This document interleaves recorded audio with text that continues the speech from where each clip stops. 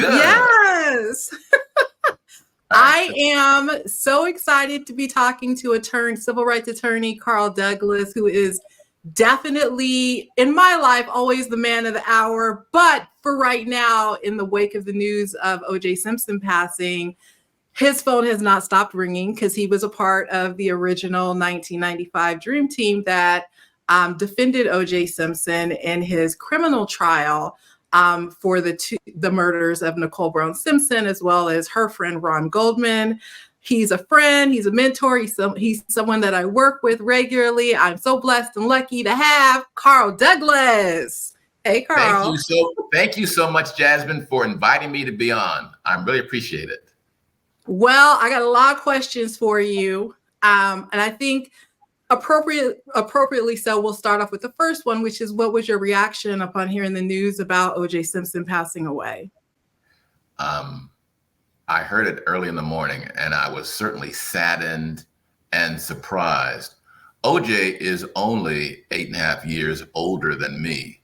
And when I learned that he died of prostate cancer, a disease that often affects African-American men, I'm heightened and heartened by the colleagues and friends that I know that have been impacted by that disease and that have been able to overcome it.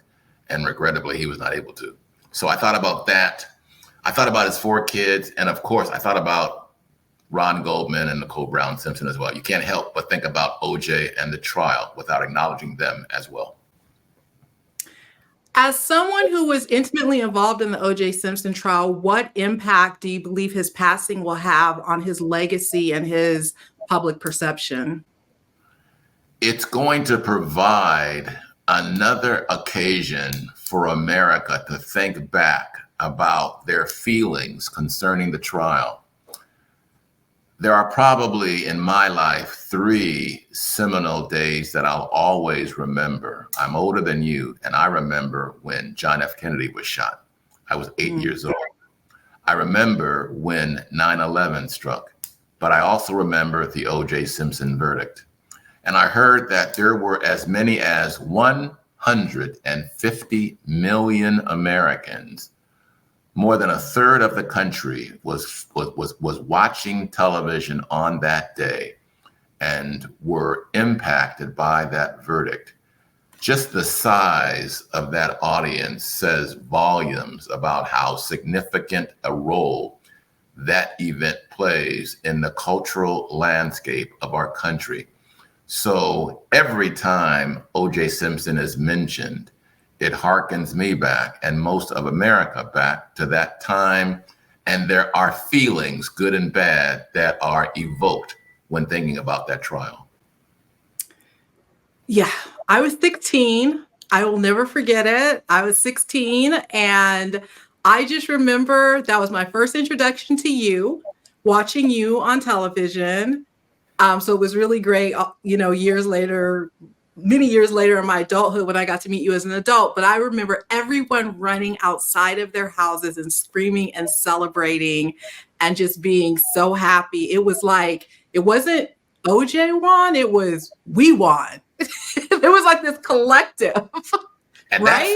that's something that white folks don't really understand, because they think about OJ's distance with the Black community and don't understand how he could be that sort of a symbolic figure for Black Americans.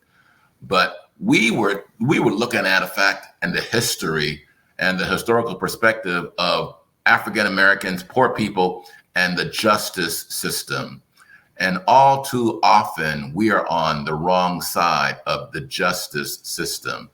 And Black Americans reacted viscerally, in their very bones. They didn't think about Nicole Brown or Ron Goldman in that moment. They thought that Black America had won. And that, I think, is as much the source of the celebration. We weren't applauding the fact of murders per se, but what we were applauding was, one, Black lawyers won out. And it seemed, at least for one moment in time, America spoke to the ills and the problems that Black Americans have endured for centuries. Yeah.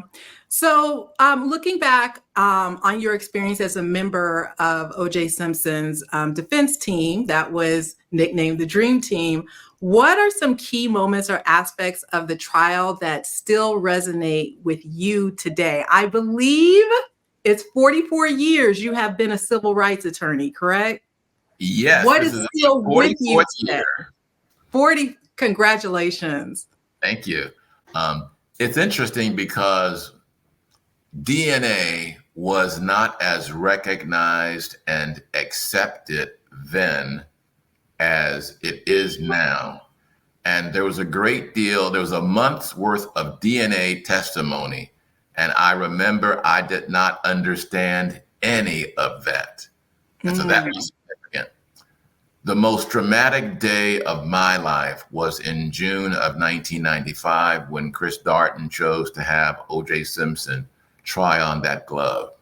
That was indeed a demonstration that you would never do if you were thinking clearly.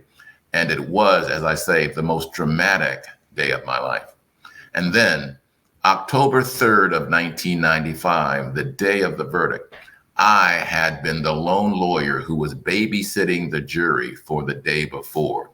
And when I learned that they had reached a verdict after about 3 hours of deliberation, I remember distinctly going back into the lockup.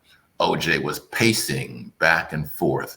No one else was there but me. And I was convinced that this jury could not possibly have convicted OJ Simpson in under 4 hours. Every member of the defense team, 8 of the 9, called me that night to get my perspective on what was going on before the jury would come back the next day, except one. Bob Shapiro did not call me. So that next day was only the second time in my life that I had ever cried out of joy. The first was when my son was born, and the second was when I looked back and saw Mrs. Simpson after the reading of the O.J. Simpson verdict. Wow, wow, wow. O.J. Simpson's trial was often described as one of the most highly publicized cases in American history. It was the trial of the century, right? How do you think the media coverage influenced public opinion and the outcome of the trial?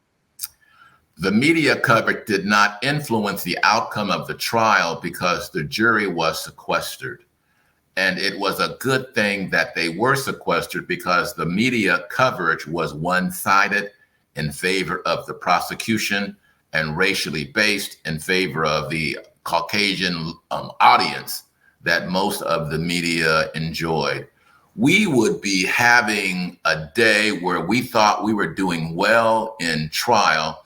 And then at the end of the day, they would talk about Judge Ito denying a motion or something that had no impact on what was going on in the trial. One of my jobs as the coordinator was to watch the talk shows in the evening to make sure that the commentators were following the themes that we were trying to project.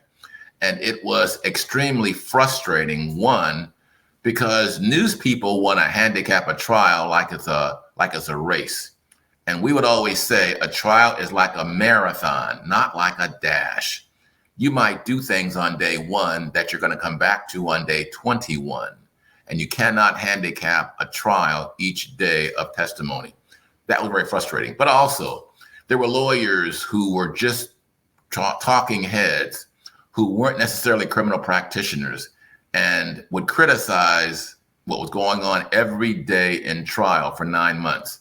Imagine, no matter what your job is, if you would have someone looking over you as you wrote your next story, for example, Jasmine, or as you were fixing a tire if you were a mechanic and commenting, oh, he used the wrong wrench, or oh, look at that word choice that she used. There were occasions when I knew, because the leadership of the trial changed from Bob Shapiro's office to Johnny Cochran's office in December of '94. And there were mistakes with the turning over of documents or names that Bob Shapiro had done and his firm had done, but that we would have to answer for because it came up during the trial.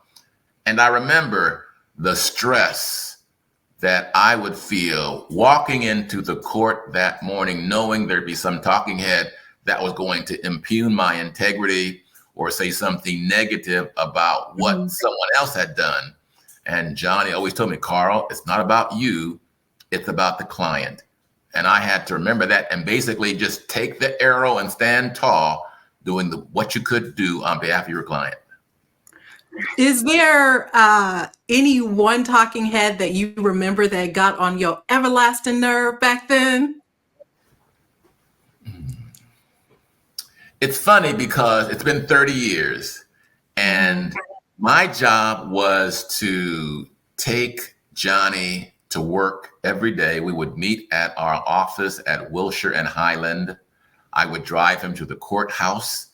He would get off in front and there'd be rows of press and people there. I would then drive around to the back and bring my dolly with all the work coming around every day. So they would always know the routine and they would always wait by the back parking lot when I would come out and come into the building.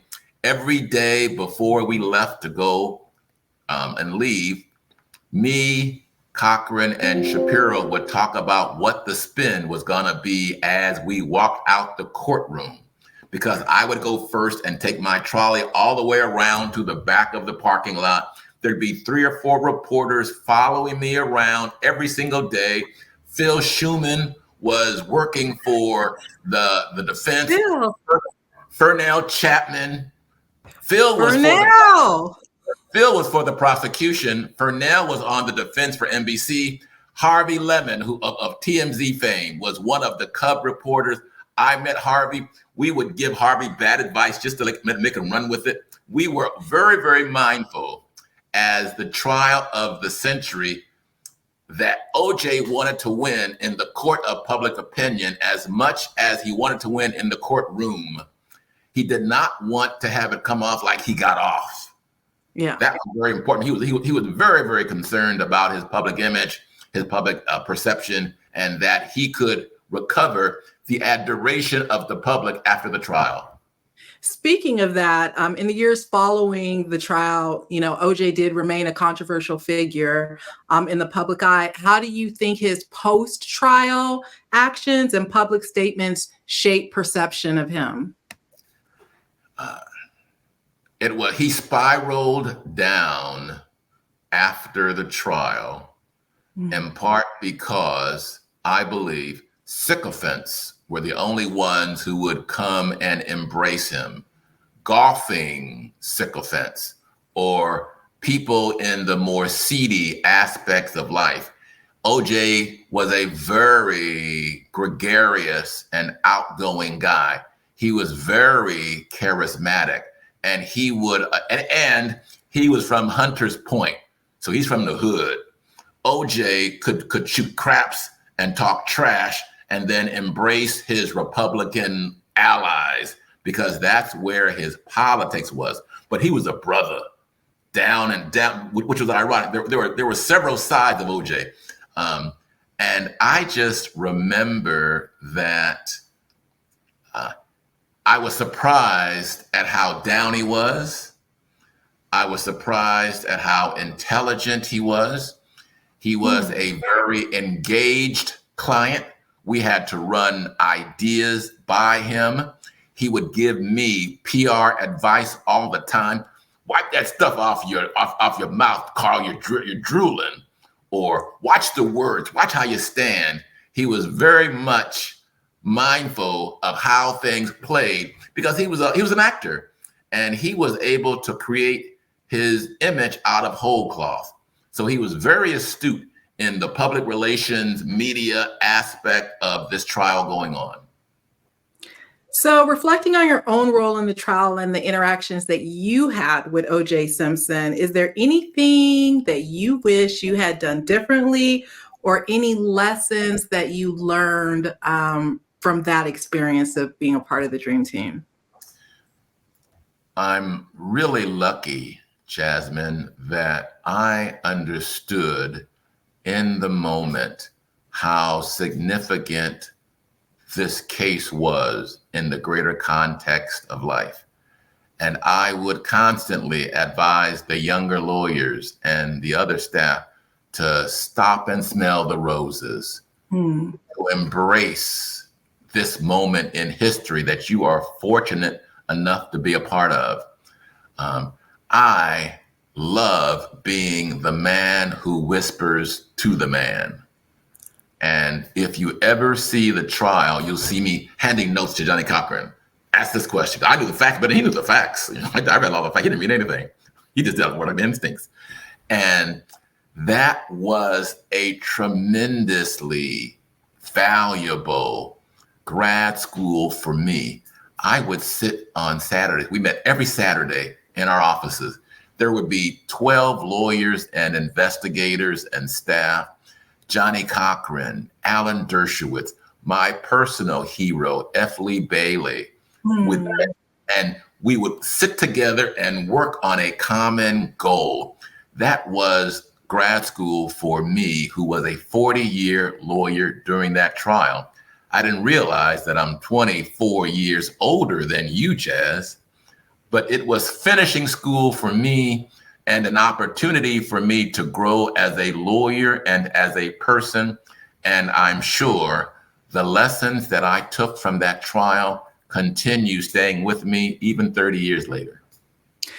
You know, OJ Simpson's trial happened in 1995. And if fast forward to 2020 and the death, or actually the murder of George Floyd,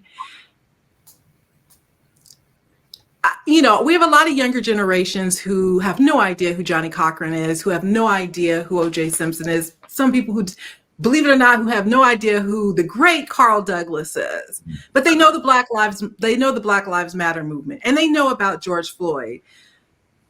What can you share with me to help people understand how the OJ Simpson trial influenced the Black Lives Matter movement, influenced how we responded to racism and discrimination, not just with the police, but also within the criminal justice system, and how that trial was really the impetus for a lot of what we see today?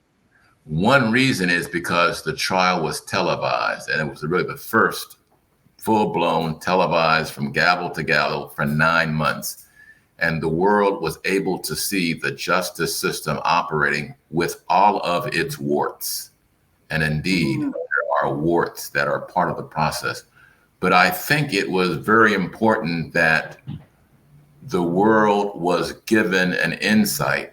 And you cannot understand the O.J. Simpson verdict without appreciating the racial dynamics in Los Angeles in those times. After the Rodney King verdict and the uprising, after the Latasha Harlan sentence, and that was a 16-year-old girl shot in the back of the head, and her shooter was given probation. People shoot dogs and are given jail time. And so that was part of the racial outrage. I tell my colleagues and friends, I'm from Los Angeles, you can stop anybody who's Black on the streets of Los Angeles at random, and they will give you a story of themselves or a friend or a family member who they felt was treated unfairly by the police. Yeah. At random, you could ask any Black person and they have a story. That is not the story and the theme on the west side of Los Angeles or Beverly Hills or Santa Monica or in most of the countries and the urban areas of our nation. So you have to understand, nothing in Los Angeles can be fairly or competently tried and ignore that third rail of race. The DAs played the race card too when they brought Chris Darden into the trial team on the first day of trial. We had spent 6 weeks picking a jury, and there was not a Black face that was seen on that side of the aisle. Chris is a good lawyer, but certainly the reason he was brought on was because of the color of his skin when he was born. Any lawyer worth his salt who ignores the dynamics of race in litigation does so at its peril. And regrettably, white folks are still uncomfortable talking and thinking about race.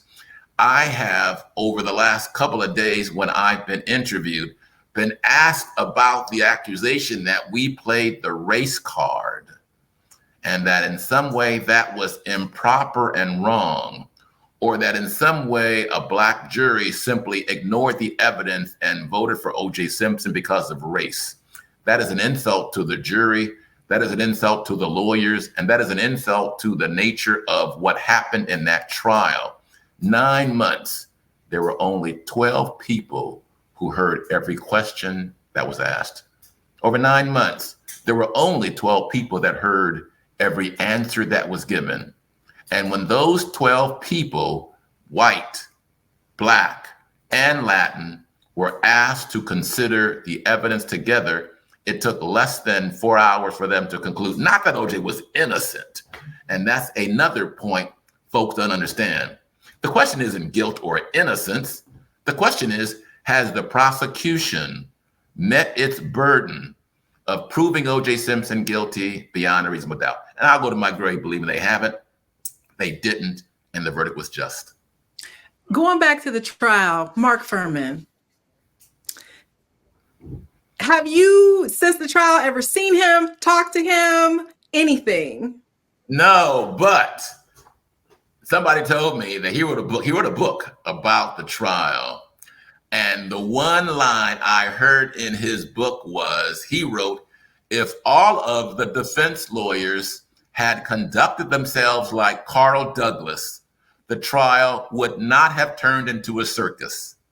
I dare say, I almost bought that brother's book just to have that one line, but I could not bring myself to do so with him up there in Coeur d'Alene, Idaho. So I couldn't do it. But I hear there's a line. If all the defense lawyers had been like Carl Douglas, the trial would never have been a circus. 44 years, more than 100 trials, and I never heard of an occasion of a detective taking the Fifth Amendment in a murder trial. People forget that. People overlook that. I've never heard of an occasion where a detective was so clearly exposed as a liar. And given the atmosphere in Los Angeles at that time, if you have clear-cut evidence that one of the primary detectives is a liar, you can ignore everything else he says. The jury instruction says that.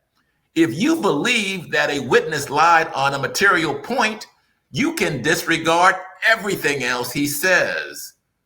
So it's in that spirit and with that atmosphere that we were able to exploit the mistrust and the doubts that Black people had at that time about the Los Angeles Police Department. And there were clear pieces of evidence that supported it.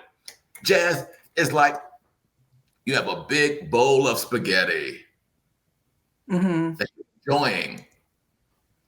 And as you were enjoying that bowl of spaghetti, you come across a roach. What? A roach in this spaghetti? But it's good spaghetti. Now the question is, do you continue eating that spaghetti?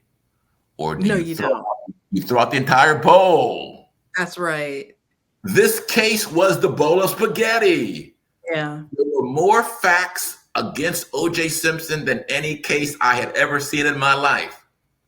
But there were roaches with the way that evidence was collected.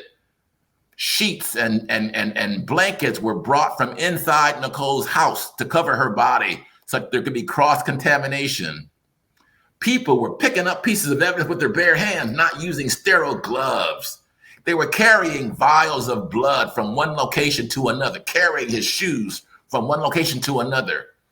There were scientific proof that anticoagulant chemicals were in high percentage in questionable blood location on the back gate and on the socks that were found in the house.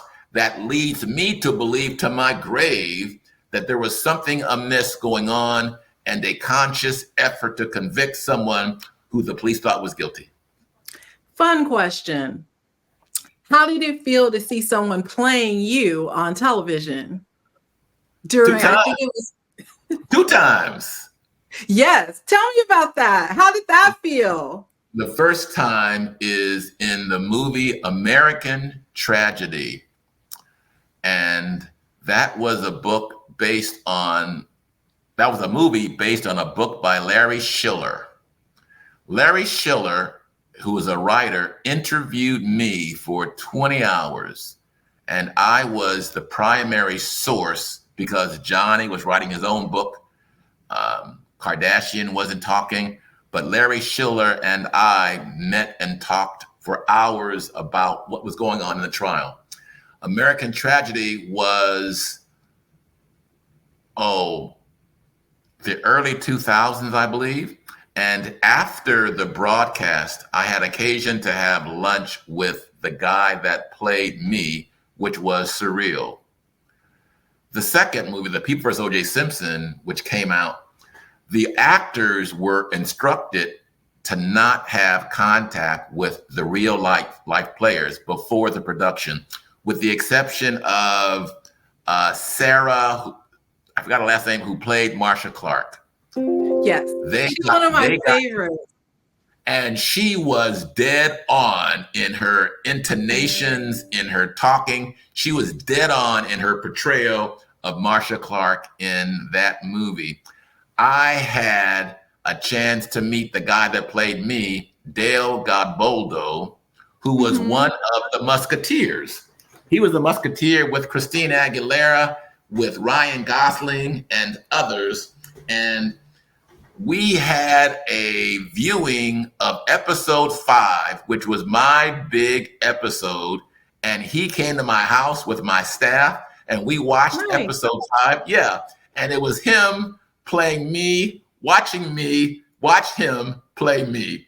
It was really, really weird, but fun. A lot of fun, but really, really weird.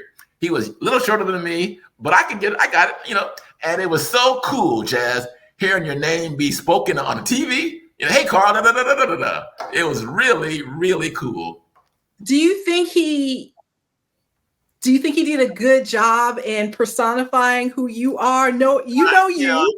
Did you feel like he brought you to the screen? Yeah, girl, I was so happy that I'm on TV. I wasn't tripping about whether he caught my essence. I'm just on TV. I wasn't tripping. He didn't look like me, but that's all right. I wasn't tripping because I'm on TV and somebody's playing me. And just that was so cool. I could care less how good he was as an actor. I could care less. So I heard you say yesterday that for the rest of your life, your name and OJ Simpson's name will be linked together, inextricably linked together. Whether that's good or bad, you're the judge of that. What do you want a couple of things. When people think of you and OJ, what do you want people to think about? And then also, it seems, OJ is going to continue to be a controversial figure, even in death. What do you think we can learn from his life, just as we move forward? Clearly, race is still an issue, right? We're going into a heated election season where race is going to play a huge part. Thank God for you, we didn't have social media back in 1995 with 150 million people watching that trial, right? But we have it now. So what would you leave us with? Several things. It's taken a while for me to embrace my involvement and my place in history. Someone has told me something that I remember. Carl, at least you're known for something. So many people pass through this world without having an impact on society. And that something that you are known for is a victory. And that is something that I will always embrace and always cherish. I hope when people look back on me and my role and my involvement, I have consciously, as a member of the defense, often as the only member of the defense, that has always spoken about my involvement in the OJ Simpson trial. One, because I'm proud of it. And two, I feel a moral obligation to uplift the legacy of my friend and mentor, Johnny L. Cochran Jr., who died in 2005, because I know for sure if Johnny was alive, he would be on every television set imaginable talking about his great victory. Barry Scheck is Jewish and has a constituency and chooses not to talk about the trial. Peter Neufeld never wanted to go on air. He thought it was improper for lawyers to be on television. I would tell him, that's easy to say, Peter, as a white lawyer. But for a black lawyer, television legitimizes lawyers. And we have to have that image on the TV screen. Bob Shapiro rarely talks now because he's Jewish. Sean Chapman has a firm. She's a named partner. She has her own clientele and community. So I am there willingly talking about the trial of the century and the case that I won. Who would not? You did win.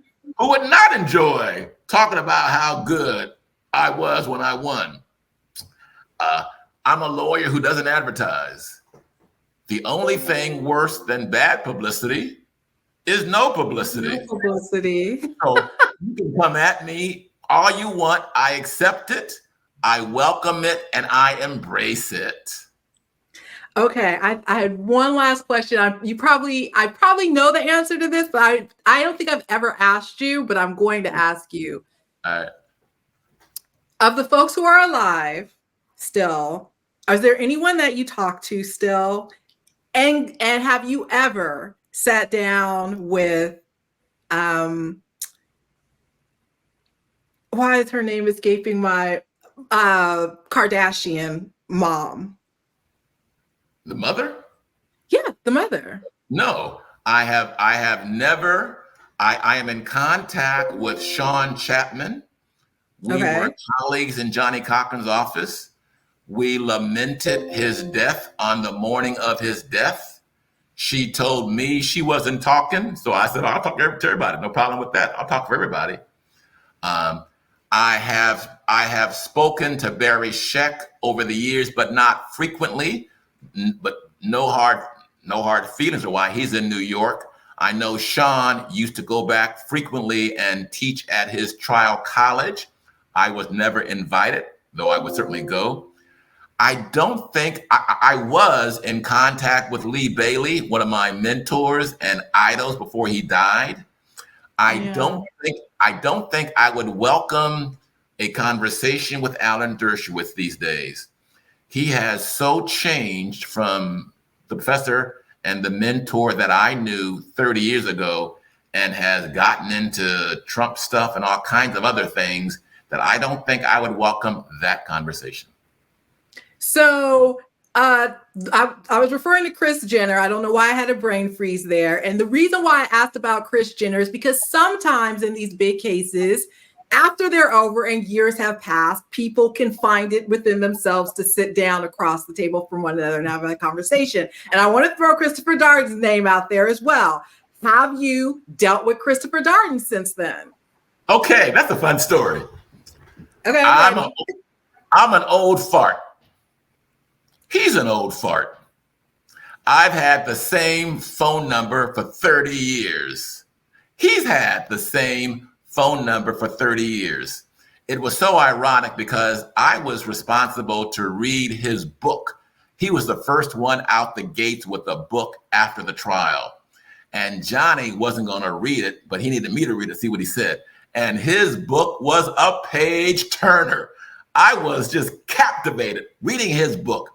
It was terrible what he said about defense lawyers, but it was well written. It was enthralling, and I was fascinated by it. But he became a defense lawyer. I was just about to say that. And he was handling dope cases and misdemeanors and all kind of things. And whenever I would see Kris in the hallways of the criminal courts building, I believe he would try to walk past me without saying anything to me.